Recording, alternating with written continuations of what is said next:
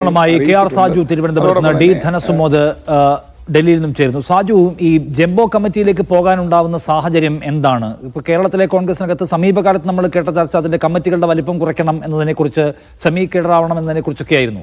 വീണ്ടും അത് പഴയപടിയിലേക്ക് പോവുക, പരമാവധി ആളുകളെ ഉൾപ്പെടുത്തുക എന്നതിലേക്ക് നീങ്ങാനുണ്ടാവുന്ന പശ്ചാത്തലം എന്താണ്? നമുക്കറിയാം, രണ്ട് തെരഞ്ഞെടുപ്പുകളാണ് ഇനി KPCC നേതൃത്വത്തിന്റെ തൊട്ടു മുന്നിൽ നിൽക്കുന്നത്. ഒന്ന് തദ്ദേശ തെരഞ്ഞെടുപ്പും അതിനു പിന്നാലെ നിയമസഭാ തെരഞ്ഞെടുപ്പ് കൂടി എത്തുന്നു. ആ ഒരു ഘട്ടത്തിൽ പരമാവധി പേരെ ഉൾക്കൊണ്ടുകൊണ്ട് മുന്നോട്ട് പോകുക, പാർട്ടിക്കുള്ളിൽ അപസ്വരങ്ങൾ ഉണ്ടാവുന്നത് ഇല്ലാതാക്കുക എന്ന ലക്ഷ്യമൊക്കെ മുൻനിർത്തിക്കൊണ്ടാണ് ഒരു ജംബോ കമ്മിറ്റി KPCCയിൽ വരിക എന്ന തീരുമാനത്തിലേക്കും ധാരണയിലേക്കും ഏതാണ്ട് എത്തിച്ചേർന്നിരിക്കുന്നത്. അതായത് നിലവിൽ സെമി കേഡറാക്കാൻ ഇറങ്ങിപ്പുറപ്പെട്ട കെ സുധാകരന്റെ കാലത്ത് കമ്മിറ്റിയുടെ വലിപ്പം കുറച്ചിരുന്നു. KPCC ജനറൽ സെക്രട്ടറിമാരുടെ എണ്ണം 24ലേക്ക് എത്തിയിരുന്നു. അത് 40ലേക്ക് ഉയർത്താനുള്ള ഒരു ധാരണയാണ് ഇപ്പോൾ KPCC നേതൃത്വത്തിന് ഇടയിലുണ്ടായിട്ടുള്ളത്. വൈസ് പ്രസിഡന്റുമാർ 4 എന്നുള്ളതോ 3 എന്നുള്ളതോ 9 മാറും എന്നാണ് നമുക്ക് ഇപ്പോൾ ലഭിക്കുന്ന വിവരം. പാർട്ടിയുടെ സെക്രട്ടറിമാരെ, KPCCയുടെ സെക്രട്ടറിമാരെ നിയമിക്കേണ്ടതുണ്ട്. അത് സുധാകരന്റെ കാലത്ത് ആ പുനഃസംഘടനാ പ്രക്രിയ പൂർണ്ണമായിരുന്നില്ല. മുമ്പുണ്ടായിരുന്നവർക്ക് തന്നെ വിവിധ ഘട്ടങ്ങളായി ചുമതല നൽകിയായിരുന്നു ഉണ്ടായിരുന്നത്. അത് ഏതാണ്ട് 100-നടുത്ത് സെക്രട്ടറിമാർ KPCCക്ക് ഉണ്ടാവും എന്ന നിലയിലേക്ക് മാറുന്നു. ട്രഷറർ സ്ഥാനം ഏറെക്കാലമായി ഒഴിച്ചിട്ടിരിക്കുകയാണ്. ആ പോസ്റ്റിലേക്ക് ജ്യോതികുമാർ ചാമക്കാലെ അടക്കമുള്ളവരെ പരിഗണിക്കുന്നുണ്ട്. ഒപ്പം തന്നെ ഫോൺ സംഭാഷണ വിവാദത്തെ തുടർന്ന് സ്ഥാനം നഷ്ടപ്പെട്ട പാലോട് രവിക്ക് KPCC ഭാരവാഹിത്വം നൽകാനുള്ള തീരുമാനവും ധാരണകളും നേതാക്കൾക്കിടയിൽ ഈ ഘട്ടത്തിൽ രൂപപ്പെട്ടു വരുന്നുണ്ട്.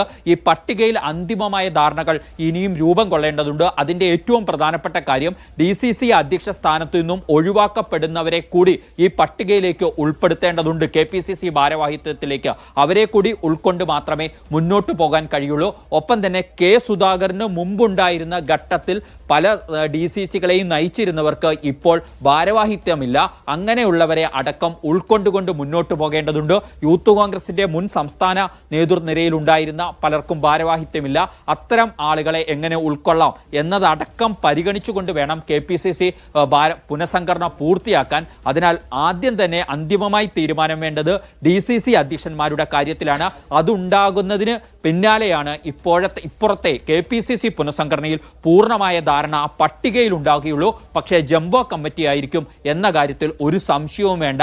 അങ്ങനെ പരമാവധി പേരെ ഉൾക്കൊണ്ടുകൊണ്ട് നിലവിലുള്ള കമ്മിറ്റിയിൽ നിന്നും വളരെ കുറച്ച് ആളുകളെ മാത്രം ഒഴിവാക്കിക്കൊണ്ട് കൂടുതൽ ആളുകളെ ഉൾപ്പെടുത്തിക്കൊണ്ട് കമ്മിറ്റിയുടെ വലിപ്പം കൂട്ടിക്കൊണ്ട് അങ്ങനെ പ്രവർത്തനം വിവിധ തലത്തിൽ വീതിച്ചു കൊടുത്തുകൊണ്ട് മുന്നോട്ട് പോകാം എന്ന ഒരു ആലോചനയും ധാരണയും ഒക്കെയാണ് ഇപ്പോൾ നിലവിലെ പുതിയ KPCC കോൺഗ്രസ് വീണ്ടും ഒരു ജംബോ കമ്മിറ്റി ആലോചനയിലേക്ക് പോവുകയാണ്. പരമാവധി ആളുകളെ ഉൾക്കൊള്ളുക, പരമാവധി അതിർത്തി ഒഴിവാക്കുക, അടുത്ത വരാൻ പോകുന്ന തദ്ദേശ സ്വയംഭരണ തെരഞ്ഞെടുപ്പിൽ പരമാവധി ആളുകളുടെ പങ്കാളിത്തവും നേതൃശേഷിയും പ്രയോജനപ്പെടുത്തുക. അതിനപ്പുറം പോയി അതൃപ്തിയുടെ പേരിൽ ഏതെങ്കിലും സ്ഥലത്ത് എന്തെങ്കിലും ഒരു പ്രശ്നം ഉണ്ടാവുന്ന ഒഴിവാക്കുക എന്ന് പറയുന്ന ഒരു സ്ട്രാറ്റജി കൂടിയാണ് ഇതിലെടുത്തിരിക്കുന്നതെന്നാണ് സാജു ചൂണ്ടിക്കാണിക്കുന്നത്. ഡി ധനസുമോദ് ഡൽഹിയിൽ നിന്നോടൊപ്പം ചേർന്ന്. ധനസുമോദ്,